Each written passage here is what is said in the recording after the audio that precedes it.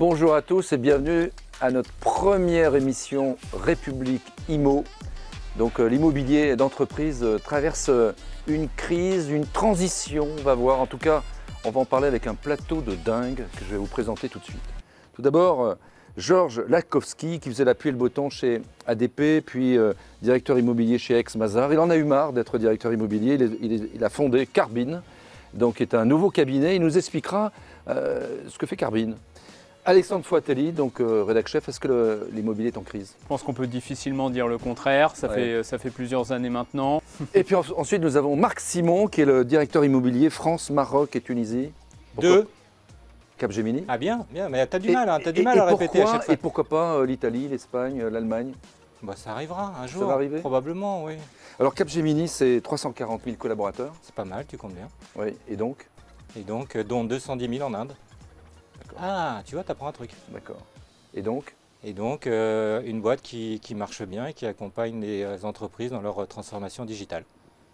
Merci. Et enfin, nous avons le directeur immobilier du groupe Orange, Éric Ouvier, Orange Worldwide, mais avec une particularité dans votre fonction, c'est quoi?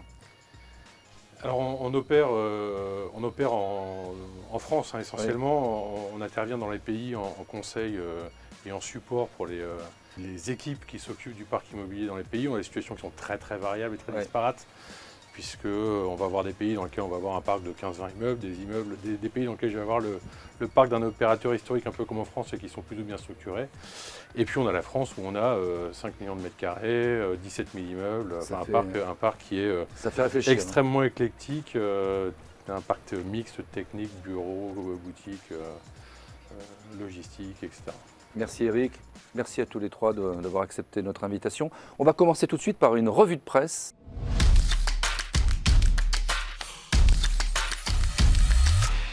Donc, qu'est-ce qu'il fallait retenir ces dernières semaines dans l'actualité? On a eu une étude d'un cabinet qui s'appelle Mesurement qui publie chaque année des données issues des capteurs d'environnement de travail. Et dans leur dernière analyse, eh bien, ils nous informent que les taux moyens d'occupation, ils n'occupaient déjà pas les 50% avant le Covid, exactement, entre 2017 et 2019. Et par la suite, donc, il y a eu forcément une chute juste après. Et en 2023, on est remonté légèrement, mais on reste à 35%. Donc on voit qu'il y a encore, beaucoup de choses à faire. 35% d'occupation, est-ce que ça vaut le coup d'avoir encore autant de surface? 35%, c'est le taux de présence, c'est un taux de présence qu'on ne constate pas partout. Lycée qu'on ne constate pas partout. On a des pics à 60-65% dans certains immeubles. On a certains immeubles qui attirent moins de salariés, en tout cas dans la présence, et donc on constate des situations assez variables, et surtout une très hausse variabilité dans la semaine, et donc ça pose un vrai problème de notre capacité en fait à bien ajuster le parc, puisqu'on a un parc qui finalement est utilisé 3 jours et demi par semaine. Maximum. Moi j'aime pas les sortes d'études comme ça, les 35%, parce que ça dépend des entreprises, ça dépend des bâtiments, ça dépend des business de chacun. Maintenant je prends par exemple ici Mounéo, le 147 qui est à côté de chez nous, du lundi au jeudi soir, on a en moyenne 60 à 65% de taux d'occupation. D'accord. Donc qui tombe le vendredi. Non, c'est pas ça, c'est que finalement ce qui se passe, c'est Mesurement fait des études sur site, en fait ils viennent, ils regardent ce qui se passe, mais ils font une moyenne globale. Donc après il faut regarder business par business, entité par entité, région par région, bureau et vraiment activité en tant que telle. Et ça c'est important, et des accords de télétravail qu'il peut y avoir dans les entreprises. Et la moyenne là-dessus, donc je pense que c'est plutôt le médian qui voilà. est intéressant. D'accord. Donc le benchmark c'est bien. On va y revenir. Non mais laisse-moi finir. Un benchmark c'est bien, c'est comme ça que tu veux qu'on agisse. Un benchmark c'est bien, mais il faut deep diver, il faut rentrer dans le détail pour bien comprendre l'activité effective. Allez, deuxième info. Alors on a deux entreprises qui se sont engagées récemment à verdir leur approvisionnement en électricité. On sait que c'est aussi un sujet pour les directions immobilières. Alors c'est Nestlé et Saint-Gobain qui ont signé des corporate PPA. PPA, comme on veut, avec Boralex, une entreprise leader des énergies renouvelables dans l'Hexagone. Et c'est des contrats qui prévoient des engagements sur 15 et 20 ans respectivement, qui couvrent respectivement là aussi 20% et 10% de leurs besoins en électricité globale. Chez Orange, Capgemini, vous êtes là-dessus? Nous on a un objectif de 100% renouvelable, donc tout à fait. C'est important, c'est un élément clé. Nous on a des pays comme en Pologne, où en réalité le sujet de l'approvisionnement et du sourcing des énergies essentielles, puisque l'essentiel de l'électricité là-bas est très très carboné. Donc on a un gros travail sur ces pays-là, mais ce n'est pas suffisant. Derrière, il faut travailler sur l'efficacité énergétique des immeubles, sur la politique d'usage, etc., etc. On ne peut pas faire de l'autoconsommation à 100%, on n'y arrive pas. On a tous essayé, on aimerait tous, mais ce n'est pas le cas, on n'y arrive pas. Donc c'est un complément, ça ne sera jamais une utilisation exclusive. Malheureusement, en tout cas pour l'instant, ce n'est pas le cas. Troisième sujet. Alors, un autre serpent de mer, la semaine de 4 jours. Ah oui. Et il se trouve que la Matmut a sondé 2000 de ses collaborateurs en agence pour leur demander Quand ils s'ils demandent aux étaient... collaborateurs, ils vont dire oui, C'est 4 ça. jours. Le même salaire et que tu travailles une journée, si tu es normalement constitué, tu vas accepter. Alors la question, vu que c'est le personnel en agence et que du coup ils sont plutôt obligés de travailler en présentiel, la question que ça pose, c'est est-ce que finalement la semaine de 4 jours ne va pas être le télétravail, l'équivalent du télétravail pour ces fonctions qui ne sont pas télétravaillables? Alors, la question, c'est la productivité du travail. Est-ce qu'on arrive à faire en 4 jours ce qu'on faisait en 5 ? Je ne suis pas persuadé. Mais après, en fait, nous, notre rôle en tant que directeur C'est de immobilier, l'accueil là. et Là, notre ça n'a rôle rien à voir. en tant que directeur immobilier est de dire aujourd'hui, est-ce que ça a un impact sur la relation entre la productivité de l'entreprise et le coût immobilier? Si la productivité baisse et que les coûts immobiliers ne baissent pas, très sincèrement, c'est sûr que ça impacte négativement le truc. Maintenant, la politique RH des entreprises et leur souhait d'apporter un certain nombre de confort à leurs collaborateurs. il y a beaucoup de grands groupes qui reviennent, qui font revenir leurs équipes au bureau. Oui, mais ce que l'on voit surtout, c'est que tu as une sorte de balancier qui se fait en fonction de la conjoncture. Là, actuellement, clairement, le balancier est en faveur de l'employeur. Et donc, le salarié, maintenant, si on lui dit, écoute, tu vas venir travailler 5 jours par semaine, point, il viendra travailler 5 jours par semaine. En tout cas, il sera plus apte à le faire qu'il y a quelques années où on était inversé au niveau du rapport de force. Moi, je pense que c'est un contrat de confiance entre le collaborateur et l'entreprise. Et je trouve ça bien. Et donc, je pense qu'il y a une question de liberté et de contrat. Donc, l'important, c'est que, comme tu l'as dit, la productivité et l'efficacité. Et puis, c'est jouable. Voilà. On a vu quand même qu'on était en productivité à moins 25, moins 30 points par rapport à l'époque, entre guillemets, où on travaillait à temps plein au bureau. Donc, allez, quatrième sujet. Justement, en parlant de productivité sur les heures de travail, dans quel pays on joue le plus? Alors, c'est une petite étude d'un site solitaire.net qui a étudié ses propres données. Et ce qui en ressort, c'est que visiblement c'est en Allemagne. Ah mais il ne fallait pas le dire, on aurait leur demandé. Non, je coupe le suspense, c'est en Allemagne qu'on joue le plus et de très loin. Donc c'est les gars qui jouent vidéo sur leur ordinateur. Qui se connectent sur un site de jeu en ligne pendant leurs heures de travail. Capgemini joue. Alors je vais retourner la question dans l'autre sens, c'est avons-nous la possibilité de pouvoir faire du baby-foot, des PlayStation et ainsi de suite chez Capgemini? La réponse est oui, ce type de service-là est offert aux collaborateurs. Même des salles de sieste. Oui. Pas très utilisé, mais en tout état de cause, des salles de jeu, on a une salle de musique, musique, nécessairement contre-productif. Salle de musique. On a un piano en 147 en bas au rez-de-chaussée dans lequel les gens peuvent jouer. Oui, voilà, la question, c'est quand même, il y a différents types de jeux. Il y a le jeu, ce dont tu parlais, le baby-foot, où il y a l'équipe des salariés qui est là en train de jouer et ça peut créer des liens. Et il y a le jeu de solitaire où tu es dans ton coin et globalement, ça n'a faire ça de chez toi. Voilà, je vois sais pas pas ce que ça peut apporter à la société. Il y a une étude à la précision en disant si tu joues pendant que tu es en réunion avec tes collègues. Ça peut être aussi intéressant ça parce que c'est juste une session sur les heures de travail. On ne va pas passer l'émission là-dessus. J'avais un chef qui disait je fais du service pendant qu'il jouait. Cinquième sujet. Cinquième sujet, c'est d'actualité. Crédit Agricole Immobilier qui a donc annoncé et finalisé surtout l'acquisition de la filiale Nexity Property Management et qui affirme donc ses ambitions sur cette activité. C'est quoi ces ambitions?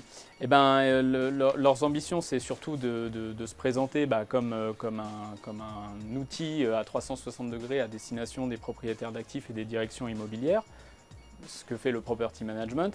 Et ils ont surtout un optimisme parce que le cabinet Xerfi a estimé que le chiffre d'affaires des entreprises du property management pourrait augmenter de 31% à horizon 2026 par rapport au niveau de 2017. D'accord, donc c'est quoi potentiellement les une entreprises activité de qui property pourrait management se développer. Pour ceux qui ne savent pas, c'est quoi? on a un public de professionnels, mais Non, on a des gens le aussi property qui- management, c'est en gros ce qui fait l'interface entre une direction immobilière et les prestataires pour gérer D'accord. un parc d'actifs. Vos commentaires? Bah, nous, on vient de passer l'ensemble de notre parc en gestion property, ce qu'on n'avait pas. En fait, c'était vraiment une fonction qu'on n'adressait pas Ouais. au sein de notre direction immobilière jusqu'à 2 ans. C'est un métier dont on a besoin parce que c'est une manière de mieux assurer la bonne gestion de notre parc immobilier, la bonne valorisation de notre parc et aussi une bonne gestion de nos contrats avec des gens qui peuvent être sur le terrain, et ça nous donne de la force vive et de l'intelligence professionnelle pour travailler. Donc nous, on a développé cette activité-là. Mais On a passé 5 contrats en France. Crédit Agricole, c'est une Sur bonne la nouvelle? France. Bon, très sincèrement, On s'en fout. oui. Enfin, Nexity sont des bons pros, et 7 sont des bons pros. Enfin, il y a un certain nombre d'entreprises qui sont présentes. Donc c'est sur pas le une marché. info quoi en fait. Si, c'est c'est une info. parce que c'est un marché qui est c'est une info important. pour montrer que l'activité est important. stratégique, Ok. effectivement. Mais, Alors, 6e info, c'est la défense. Il se Et bouge oui, là. bah, c'est les utilisateurs, l'association des utilisateurs de la défense. Donc c'est qui? qui, C'est les entreprises qui sont C'est ça, installées à la qui défense. sont réunis au sein de cette association et qui s'est engagé dans une démarche de réflexion collective avec le cabinet Deloitte, D'accord. qui leur a produit des estimations déjà sur la situation réelle des taux d'occupation Alors et les de chiffres sont vacances. encore plus alarmants chez eux. Ah bah oui, il rapporte que le taux de vacances des surfaces de bureaux, il est passé de 5% avant la crise Covid à 14,5% à fin 2023. Donc on voit que ça a quand même explosé, Et aujourd'hui multiplié par 3. Et ils disent même que le chiffre grappe à 19% si on y intègre les surfaces de bureaux libérées ou pas encore commercialisées. Donc près de 20% des surfaces à la défense sont pas occupées. Voilà, Alors, c'est qu'est-ce ça. qu'on en fait?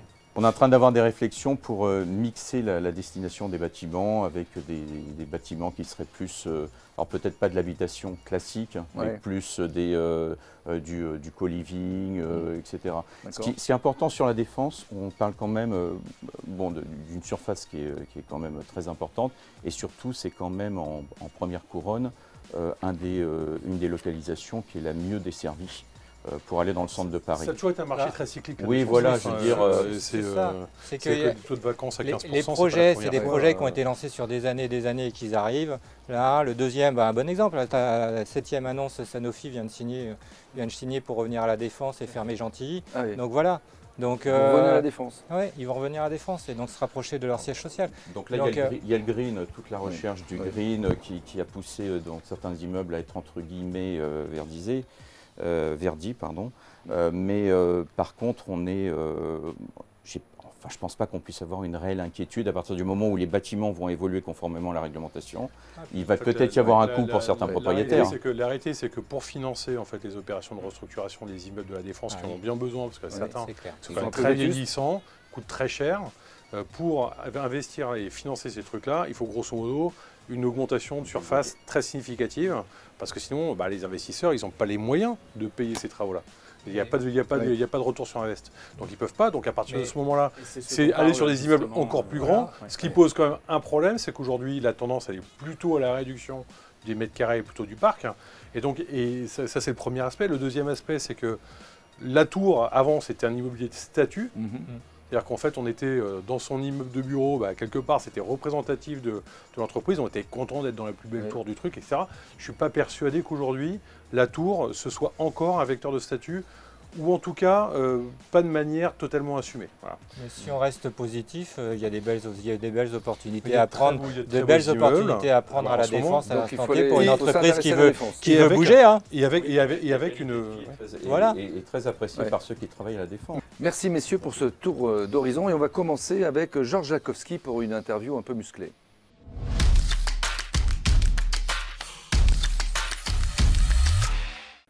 Donc je suis avec Georges Lakowski qui vient de créer son cabinet Carbine. Alors pourquoi ce nom? Alors, déjà, ce n'est pas un cabinet. Oui. Ce que l'on disait tout à l'heure, ce n'est pas un cabinet. Carbine, alors pourquoi ce nom? Parce que la molécule carbine est un dérivé du carbone D'accord. et c'est l'élément qui est le plus résistant qui existe, au-delà du diamant, c'est- parce que ça représente 40 fois la résistance du diamant. Marc Simon, vous en pensez quoi? Et donc le carbone. Sur un plan marketing, c'est une bonne idée? Non, mais le nom de l'entreprise, c'est vachement important. Oui. Et d'avoir un message et une histoire, Oui. donc il n'y a pas de souci. Je pourrais ressortir ça dans le prochain cocktail, ce sera très sympa. Ouais. C'est pas mal. Bon, est-ce que tu poseras la question à notre ami pour savoir pourquoi sa société s'appelle Orange? Oui. Les principaux défis d'un directeur immobilier, avec tout ce qu'on a entendu depuis le début de cette émission, c'est quoi? Alors, principal défi, c'est de pouvoir faire la jonction et tenir l'équilibre entre la demande des salariés, entre la demande de la direction plutôt et le besoin des salariés. Oui. C'est-à-dire qu'on a une vocation qui pendant pas mal de temps, d'années, a découlé des impératifs financiers. Donc beaucoup de directeurs immobiliers dépendaient des directeurs financiers. Le temps financier n'a pas la même durée que le temps immobilier. Je le rejoins sur le fait, moi j'étais chez Dassault Systèmes la première, et il y avait la direction immobilière, tu avais l'ARH et l'IT. Oui. Parce que je pense que c'est important d'avoir les... Donc ce 3 triptyques, je pense que ça a du sens. Nous, nos secrétaires généraux, je trouve ça très très pertinent. Parce que précisément, notre enjeu, c'est de faire la synthèse de tous ces sujets-là. Et qui sont souvent paraissent inconciliables. Et puis c'est perçu, souvent la direction immobilière est perçue comme un centre de coût. Oui. Et je dirais que notre rôle est aussi de faire en sorte que ça puisse devenir un centre de profit, ce qui n'est pas facile à faire passer comme message auprès de l'ensemble de l'entreprise. Alexandre. Ils ont du mal à comprendre. Alors, pour répondre à ces défis, à ces enjeux, aujourd'hui, tu dirais, c'est quoi les 3 principales compétences que doit avoir un directeur immobilier pour les prochaines années? Plus humain? Adaptation. Oui. Là, on le voit vraiment par rapport à l'évolution semaine de 4 jours, télétravail, retour au bureau, etc. Pluralité de compétences, parce qu'on doit avoir des compétences financières, des compétences techniques, organisationnelles, structurelles, et bien évidemment les compétences relationnelles, parce que on met en place relativement souvent quelques contraintes qui peuvent être plus ou moins bien perçues par les salariés. Donc on doit quand même avoir un minimum de diplomatie, je dirais. Autre question? Oui, tu as une approche particulière, je crois, sur la question. Est-ce que tu dirais qu'on peut standardiser un type d'aménagement dans les environnements de travail aujourd'hui qui serait le même pour toutes les entreprises et tous les métiers? Non, effectivement, je suis très opposé à ceci. Je pense que chaque métier a ses propres spécificités, chaque département a ses propres spécificités au sein des métiers. Et par exemple, pour certaines catégories de départements, l'open space est quelque chose qui coule de source, mais pour d'autres départements, je pense au juridique, j'imagine pas un service juridique qui soit totalement en open space aux yeux et vues de l'ensemble de Eric, la société. chez Orange, j'ai visité un certain nombre de campus, chez Capgemini aussi, on sent qu'il y a quand même des choses qui se ressemblent. Aujourd'hui, les espaces modernes sont conviviaux, ils sont collaboratifs, il y a des espaces pour se concentrer, etc. Est-ce qu'on n'assiste pas un peu à une standardisation? Alors oui et non.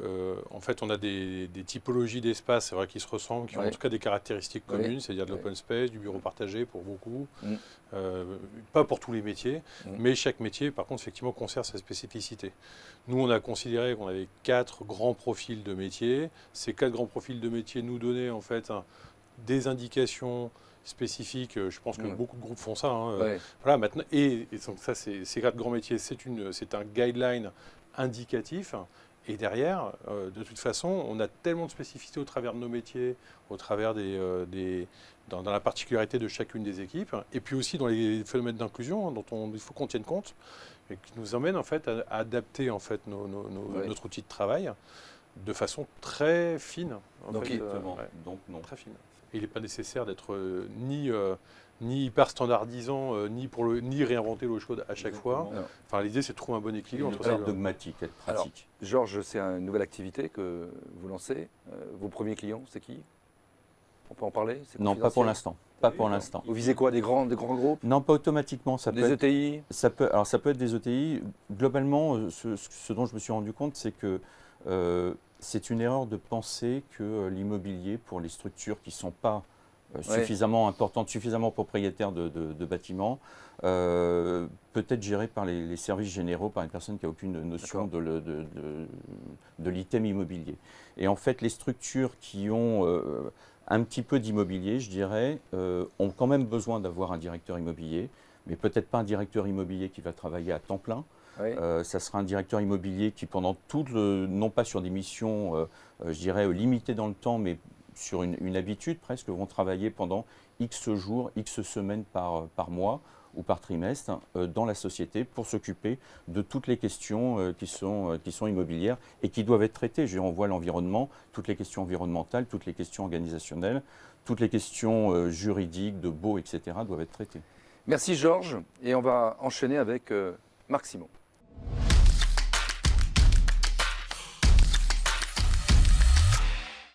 Alors Marc Simon, directeur immobilier du groupe Capgemini.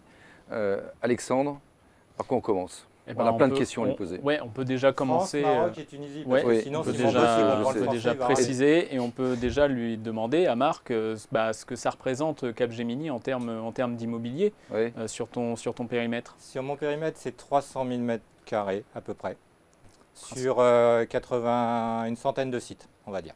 Principalement en France? Principalement en France et quelques-uns au Maroc et un au Tunisie. Voilà. Et en termes de typologie, c'est du bureau ou... C'est du bureau, c'est clair. Alors, quel rôle joue le workplace et l'immobilier pour le groupe Capgemini? Est-ce que c'est un accélérateur de business? Comment c'est perçu par le COMEX, par les collaborateurs? La question, c'est quoi la force de Capgemini? Finalement, c'est ces people. C'est les gens qui délivrent, c'est les gens qui vont fournir, qui vont délivrer chez les clients, qui vont délivrer en interne. Donc, c'est les talents et c'est les personnes qu'on a, les collaborateurs. Donc, notre objectif, c'est qu'en fait, tout cet workplace, il est au centre de la transformation d'une entreprise. Donc, vous traitez l'environnement, vous traitez le workplace, vous traitez la rétention, vous traitez l'empreinte carbone, vous traitez l'aspect financier, vous traitez le suivi du business. Et voilà, donc c'est un enjeu essentiel. Alors j'ai vu des images passer, les sites de Capgemini deviennent des ambassadeurs. Des ambassadeurs de quoi? Pour moi, ce qui est important à comprendre, et je pense que mes collègues le diront aussi, c'est que le premier contact de l'entreprise avec le collaborateur, le client, le partenaire ou n'importe qui, c'est le site. C'est lui qui donne l'image. Donc si vous avez, et ce qui est important, c'est d'avoir on va dire un avis positif, un feeling positif. Si vous allez dans un endroit où vous mettez 3 heures à venir, que le truc il est totalement pourri, que derrière ça, vous allez avoir un avis négatif et vous aurez du mal à passer du négatif au positif. Alors, par contre, si vous... laisse-moi finir. Je sais que tu aimes bien me couper, mais... et donc derrière ça, ce qui est important, c'est de travailler sur cet aspect, sur ce premier feeling. Et il faut qu'il soit positif. Mais travailler comment? C'est quoi les marqueurs? C'est quoi? C'est le style? C'est la matière? La localisation, la localisation est importante. Après, tous les aspects environnementaux, lumière, accès lumière, tout l'aspect, on va dire, image, technologie, digitale et ainsi de suite, tout ça, ça doit être mis dedans. Alexandre? Ça passe par de la communication, cet aspect notamment, tu as parlé de l'aspect RSE. Ça passe par la communication, ça passe pour les vidéos. Si vous avez la curiosité sur YouTube, regardez les deux dernières vidéos qu'on a fait des 2 derniers projets, que ce soit sur Bourget du Lac ou que ce soit sur The Hive à Sophia Antipolis. Vous avez tous les marqueurs du site sur ces vidéos-là. C'est vraiment l'ADN. Très souvent d'ailleurs, quand tu désires donner un second souffle à ton entreprise, motiver les salariés, généralement dans le cadre d'un déménagement, tu vas en profiter pour rebooster les équipes, peut-être changer quelques organisations, etc.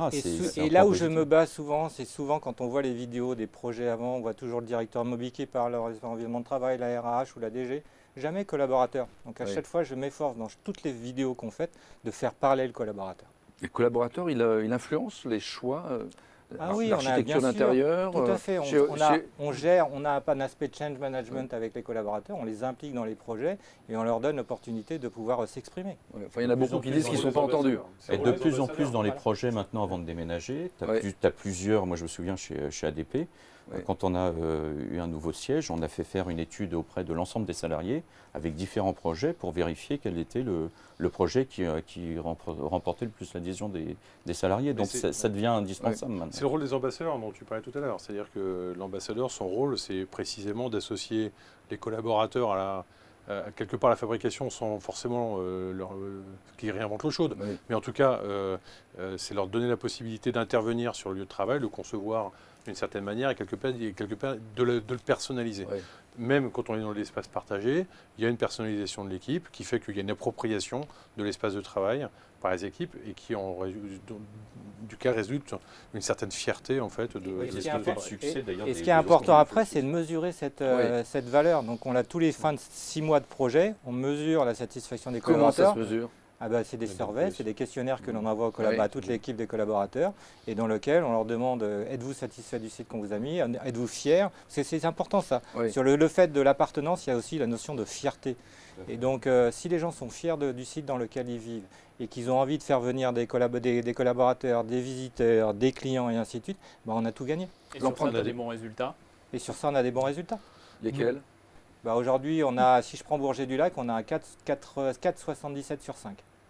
L'empreinte carbone, on n'en a pas parlé. L'empreinte carbone, tu avais un slide que tu m'as viré là. Tu avais un slide que tu m'as viré, il y avait 50%. Ça veut dire que depuis entre 2019 et 2024, on a réduit notre empreinte carbone de 50%. D'accord. Scope 1, 2, 3 Scope 1, 2. Utilisation des mètres carrés? On a réduit de 25% notre taux d'utilisation de nos mètres carrés. C'est-à-dire qu'on est passé de, j'ai dit 300 000, donc on avait 360 000, on est passé à 300 000.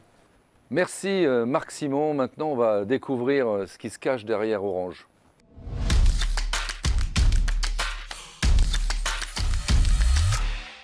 Orange, c'est 137 000 collaborateurs selon nos chiffres. Dans le groupe.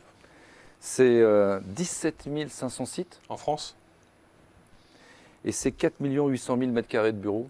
Ah non, 4 800 000 m² au total, dont 1 800 000 m² de bureaux. Donc, contre 2 100 000 il y a 3 ans.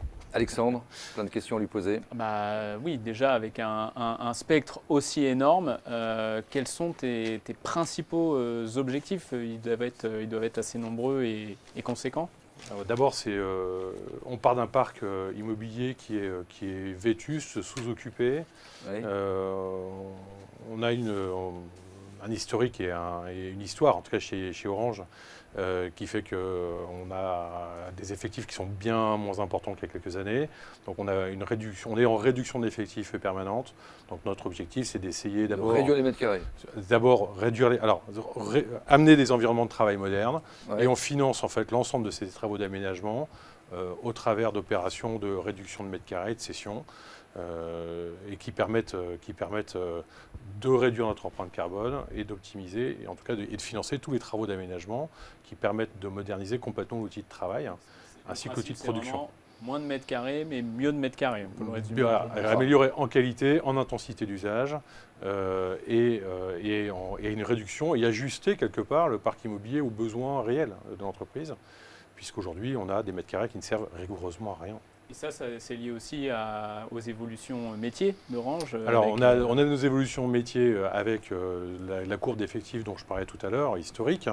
On a également nos installations techniques, puisque nos technologies évoluent fortement et donc se compactent considérablement. Donc, de la même façon, on a les mêmes effets sur l'immobilier technique que sur l'immobilier tertiaire, à la différence que l'immobilier technique est beaucoup plus compliqué et beaucoup plus onéreux à déplacer ou à regrouper que l'immobilier tertiaire. Il s'agit que quand il y a un nœud de raccordement réseau, on ne le déménage pas d'un immeuble à un autre comme ça. Oui. Ça ne se fait pas. Voilà.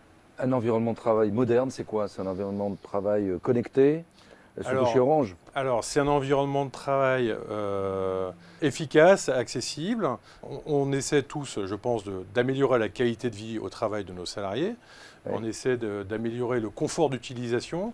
Le confort, c'est à la fois sur les problématiques de son, de qualité d'équipement, oui. Et puis sur les critères d'inclusion également, puisque notre rôle aussi, il est de nous assurer que l'immobilier participe de la politique d'entreprise en matière d'inclusion, que nos immeubles et nos aménagements de travail permettent à l'ensemble de nos salariés de travailler dans de bonnes conditions. Donc c'est des services d'hôtellerie qu'on propose aux salariés? Oui, alors non, pas tout à fait. C'est des services qui sont plutôt orientés autour du service pour des salariés, enfin, en l'occurrence des services sur l'IT, des services sur des points de livraison, évidemment la restauration, la sieste, etc. Enfin, donc tout un ensemble de services. Ils font la sieste, les salariés? Non, pas beaucoup en fait, mais c'est un plus, c'est un petit qui joue sur solitaire.net. Non, c'est pas très majeur, on va dire, ce sujet-là. Mais ça fait partie des petits points d'attention. C'est des petits points d'attention. Par exemple, les salles pour les futures mamans d'allaitement, par exemple. Ça, c'est des choses, c'est des points d'attention qui font que l'entreprise est attentionnée. Voilà, vis-à-vis de ses salariés, et le bureau doit démontrer que l'entreprise est attentionnée. Elle doit démontrer qu'elle est responsable, elle doit démontrer qu'elle est ambitieuse, donc des espaces qui sont dynamiques, qui présentent une certaine image de modernité, des immeubles qui sont inclusifs et donc responsables, conformes, de bonne qualité, également environnementalement efficaces et attentionnés pour nos salariés. Alexandre ? Alors, Orange a fatalement, comme beaucoup d'entreprises, des fortes ambitions de réduction de son empreinte carbone.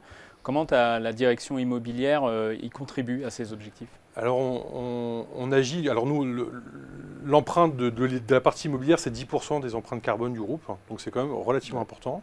Donc, nous, on joue sur plusieurs axes. On joue d'abord sur l'efficacité, sur la sobriété d'usage de nos immeubles. Donc ça, c'est ce qui est le plus facile à faire.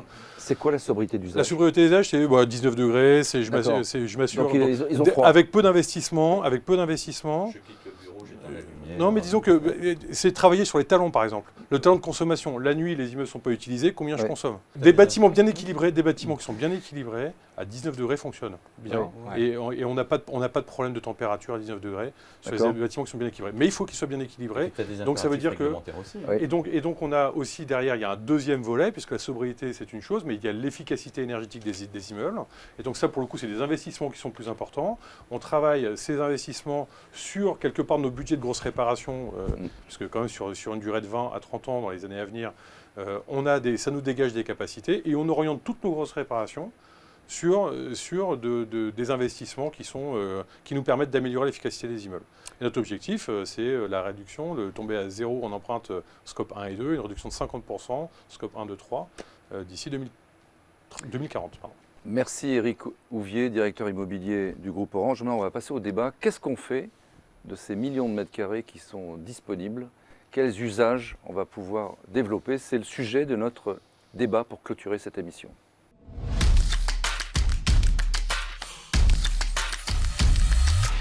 Alors Alexandre, ces millions de mètres carrés disponibles, qu'est-ce qu'on va en faire? On parle de RSE, on parle d'anti-gaspillage, etc. On ne peut pas laisser ça comme ça. Exactement. Alors il y a déjà une vacance locative qui existe, qui est là, qui est structurellement installée, qui pose forcément la question de quoi faire de tous ces mètres carrés. En plus, il y a potentiellement toute une partie qui ne retrouveront peut-être jamais d'usage parce que ce sont des actifs pas performants, mal situés. Et donc ça pose la question de qu'est-ce qu'on en fait. Messieurs, j'ouvre le débat. Qu'est-ce qu'on fait? On met des SDF, des gens qui sont plutôt que de dormir dans la rue, on les met dans des bureaux. Il faut se poser la question à quoi sert le bâtiment. Oui. Le bâtiment, il sert potentiellement à 3 trucs, de mon point de vue. Aux gens, à protéger la planète et à une activité sur le territoire. Donc en fonction protéger la planète, protéger la planète, c'est de faire en sorte que finalement il soit responsable de l'environnement, qu'il y ait une consommation énergétique et ainsi de suite et ainsi de suite. Toutes les problématiques relatives à la planète en tant que telle. Mais je vois pas le sujet là. Mais si, parce que la question c'est mais si, parce que en fonction de là où tu es et en fonction de la truc, il y en a un qui va être plus prépondérant que les autres. Si c'est sur le territoire et de se dire que tu as un problème de logement, que tu as des difficultés à loger les gens et ainsi de suite, tu vas peut-être mettre plus d'emphase sur le territoire que sur les deux autres avant. Et si moi, c'est comme ça que je vais voir les choses. Le mauvais raccourci à faire, c'est dire on a X milliers de bureaux qui sont vides. Des gens mal logés. On a X milliers de besoins de logements qui ne sont pas pourvus. Donc on va transformer les bureaux en logements. Non, pourquoi? C'est une piste à 5%. Voilà. Mais comment ça, 5%? C'est-à-dire que tu as énormément de bureaux qui nécessitent de telles transformations que financièrement, ça ne passe pas. Et je pense que toutes ces questions-là doivent quand même rester avec le focus de l'aspect financier. Je veux dire, il y a des propriétaires, on ne va pas demander à un propriétaire de faire une opération à perte parce qu'une personne aura décidé d'une façon peut-être un peu dogmatique de vouloir transformer son bureau en tel type de destination. Mais alors Georges, j'entends bien ce problème de la finance, mais du coup, si on parle d'actifs qui sont aujourd'hui obsolètes et qui ne trouveront pas de preneurs, Si on ne peut pas les transformer parce que financièrement ça coûte trop cher, ok, mais qu'est-ce qu'on en fait du coup? On démolit? C'est la grosse difficulté. Il y a peut-être des moments où on va se rendre compte qu'on n'aura pas d'autre choix que de démolir. Parce qu'on ne peut pas se retrouver avec des bâtiments qui sont complètement inutilisés, qui vont avoir des coûts de réhabilitation qui sont 2 ou 3 fois supérieurs à des coûts de construction neufs. C'est économiquement inenvisageable. Et effectivement, je pense qu'il va falloir... on a une idée qui a été placée par toutes les différentes réglementations qui ont été mises en place depuis quelques années. On a ces objectifs-là et on va peut-être les atteindre, mais il y a un moment où on ne pourra pas économiquement les atteindre. Je vous trouve très frileux. Il y a plein de start-up qui cherchent des bureaux, il y a plein de gens et puis on a des millions de mètres carrés qui sont disponibles. Qu'est-ce qu'il faut faire? Est-ce qu'on ne peut pas être inventif? Je ne sais pas. Créer des nouveaux modèles, des nouveaux modèles économiques sans pénaliser le propriétaire. Il y en a. Je pense qu'on essaye tout en ce moment. Le marché essaye tout. Essaye tout. Enfin, le marché a d'ailleurs pas trouvé la bonne équation, malgré le fait que le marché essayait tout. D'accord. Il y a comme des situations. C'est parce qu'il y a des intérêts. Mais non, mais parce que il y a des intérêts. Il faut que l'équilibre économique soit. L'investisseur, lui, va investir de l'argent. Vous allez trouver quelqu'un qui va accepter de vous prêter de l'argent si vous avez un retour sur investissement. C'est le boulot d'étranglement. Et ensuite, tu pourras la RSE. Vous parlez tous de RSE. On est obligé d'investir dans les immeubles. La réalité, c'est qu'on est obligé d'investir dans les immeubles. Et on est obligé d'y investir pour des raisons environnementales, pour les questions RSE, mais également pour des problèmes d'usage, parce qu'on a des immeubles qui perdent la qualité d'usage qui sont attendus par les utilisateurs. Ça peut être l'intensité d'usage dont on parle aujourd'hui. Un immeuble de bureau aujourd'hui, s'il ne permet pas de rentrer des effectifs pour 8 mètres carrés par personne ou 7 mètres carrés par personne, sur le marché, il n'existe plus. D'accord. Et donc, il y a plein d'immeubles qui sont obsolètes. Donc circuler, il n'y a rien à voir. Marc Simon. Non, mais je veux dire, on ne dit pas ça du tout. Non, mais par contre, il faut investir. Et on investit là où on peut. On investit là où il y a de la valeur possible à y créer. Et la valeur, elle peut se trouver dans du bureau, mais pas partout. Ça peut se trouver dans du résidentiel, mais pas partout. Dans de la résidence senior, dans de l'hôtellerie, dans du coworking. Après, le problème, c'est que quand vous êtes propriétaire d'un bien, et puis vous avez aujourd'hui un petit loyer, etc., qui tombe quand même malgré tout. Et puis votre immeuble, il vaut, j'en sais rien, il vaut 1 million ou 2 millions. Et puis que vous êtes obligé de le remettre sur le marché. Et que grosso modo, ça ramène votre valeur nette de votre immeuble à 200 ou 300 000 balles, voire à une valeur négative. Ben vous avez un problème en fait. Et donc là, quand vous avez un problème, vous n'arrivez pas à financer l'opération. Donc il faut faire quoi? Et quand on ne peut pas financer l'opération, malheureusement, il y a de la friche. Ça s'appelle de la friche. C'est un peu comme si tu nous disais, écoutez, on a sur le marché des bureaux 80 fax, 80 000 fax qui sont en circulation dans tel quartier. On n'a plus besoin de fax. C'est quoi la solution? La solution, c'est que si Mélenchon était à ma place, il dirait mais arrêtez, on prend, on saisit, on se sert. S'il était à ta place, c'est pas certain qu'on serait là. On récupère après. Si l'État a les moyens, très bien. Voilà. C'est moi, l'État appréhende. Je le trouve très mesuré sur le débat là. J'écoute, mais ça dépend en fait du rôle de chacun. Nous, on est des utilisateurs. Les utilisateurs, on essaie de faire en sorte qu'on trouve le meilleur bien qui puisse accommoder. Donc il y a des sites où on ne viendra plus, qui sont totalement obsolètes, donc ça ne peut pas l'utiliser. Donc c'est une problématique qui va chez le propriétaire et ainsi de suite. Le propriétaire va faire quoi? Donc il va le démolir? Le propriétaire il va se poser la question, c'est que globalement, in fine, comme le dit Eric, il faudra de toute façon qu'il y ait quelqu'un qui paye. Donc la question le modèle tech, le modèle business model est aujourd'hui dans l'immobilier, c'est il y a toujours une surcote, il y a toujours une surplus. Donc il faut changer, je crois que c'est Guillaume qui devait dire ça, il faut changer le modèle, c'est-à-dire que globalement il faut accepter de faire en sorte que c'est plus de cette manière-là dont on va penser, mais penser différemment. Et donc dans l'intérêt du territoire. Mais aujourd'hui on n'est pas prêt pour ça. Alexandre, est-ce qu'il y a des nouvelles pistes intéressantes justement sur l'utilisation de ces mètres carrés que tu as pu décrypter ou découvrir? Alors c'est vrai que je pense que vous en avez cité quelques-unes. Tout à l'heure on parlait des changements d'usage, mais pas forcément vers du logement, vers du coworking. Ça peut être parfois des solutions comme ça. Ou le co-living, exactement. Alors co-living, la différence entre co-living et coworking. Coworking, co-living, c'est c'est différent. Non, mais je sais, mais il faut expliquer ce que c'est. Sauf pour ceux qui jouent au solitaire au bureau, là, c'est à peu près la même chose. Mais non, mais le sujet, c'est pas tant le savoir, quelle est l'affectation, parce que quelque part, entre une opération neuve et un foncier neuf, ou un foncier sur lequel on démolit un immeuble, sans tenir compte du ZAN, mais je prends un foncier, je démolis, je reconstruis, ou je restructure un immeuble, c'est pas tout à fait pareil. Et donc il y a des coûts qui peuvent être très importants dans les deux cas, et selon la situation de l'immeuble avant, selon la situation, donc c'est systématiquement du cas par cas. Nous, on transforme des anciens centraux téléphoniques. On vend des centraux téléphoniques, On va d'ailleurs accélérer la cession de centraux téléphoniques parce que notre réseau il est en train de se transformer, d'accélérer cette cession. Donc là, on va pouvoir en mettre beaucoup sur le marché. Mais par contre, ces centraux téléphoniques, bah, c'est monovalent. Oui. C'est monovalent. Et donc, qu'est-ce qu'on fait de ces trucs-là? Donc, ça nécessite toujours des restructurations lourdes. Et donc, pour qu'un investisseur puisse s'y intéresser, il est obligé de démolir. Donc, je suis obligé de ramener ça à la valeur du foncier. Ouais. Voilà. En Et donc, voilà. Alexandre. Avant de résumer, il y a aussi un autre sujet qu'on peut aborder quand on parle d'usage des mètres carrés, c'est la sous-utilisation des surfaces tertiaires aujourd'hui, au global, même si je sais que vous n'aimez pas les moyennes, mais de façon générale, c'est quand même des actifs qui sont... On n'aimait pas la moyenne, on te disait juste qu'il fallait changer d'étape d'analyse pour bien comprendre à quelle moyenne dont on parlait. C'est juste ça qu'on a dit. Hein. Il n'y a pas de problème. Mais du coup, c'est la conclusion mais alors du coup, la question que je voudrais vous poser, c'est aussi l'intensification des usages. Je sais qu'on fait pas mal de débats, nous, sur la République IMO sur ce sujet, l'intensification des usages. À chaque fois, on se heurte un petit peu aux mêmes problématiques. Des usages, ça veut dire. Le fait, par exemple, de partager tes espaces de bureau, les jours où ils sont moins occupés, par exemple, de sous-louer, de choses comme ça. Mais à chaque fois, enfin souvent, on nous dit que c'est pas possible, que réglementairement, juridiquement, pour des questions de confidentialité parfois, c'est pas trop possible, de sécurité. Bon, vous en pensez quoi? C'est une solution? Il y a le côté technique. Effectivement, le côté technique, c'est sécurité, confidentialité, voilà. Et après, il y a le côté réglementaire. Et je dirais que là, je pense que la filière immobilière a vraiment besoin d'avoir un coup de pouce de la part des organismes publics, des instances publiques. Par exemple, d'avoir des permis de construire qui pourraient permettre plusieurs destinations. Ce serait une possibilité. Quand l'immeuble est prévu au départ comme ça, avec une zone ERP dans l'immeuble, etc., ça marche plutôt pas mal. Nous, on ouvre notre socle, le socle de notre siège à des événements extérieurs. On ne le fait pas souvent parce que c'est quand même assez compliqué à gérer. Voilà, mais ça nous arrive de le faire. Mais le bâtiment est conçu comme ça dès le départ. Si ce n'est pas le cas, encore une fois, il faut investir.